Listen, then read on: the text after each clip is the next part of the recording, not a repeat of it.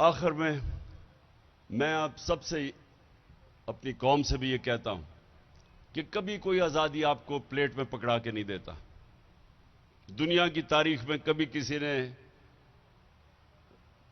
کسی نے زنجیریں خود ہی کھول کے نہیں آپ کو آزاد کیا. زنجیریں توڑنی پڑتی. آزادی کے لیے جدوجہد کرنی پڑتی ہے, جہاد کرنی پڑتی ہے.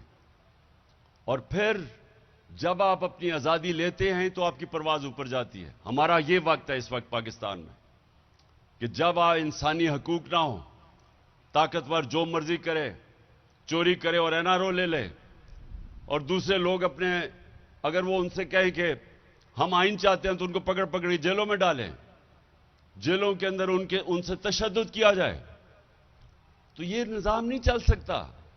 اور اس نظام میں یہ فیصلہ کر لیں کہ اگر آپ نے یہ نظام کو چلنے دیا تو آپ کا کوئی مستقبل نہیں ہے.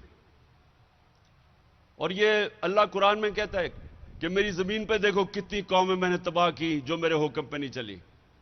وہ کہتے ہیں, اور آپ دیکھ لیں کہ دنیا کی تاریخ میں کتنے بڑے بڑے سویلائزیشن آئے اور تباہ ہو گئے.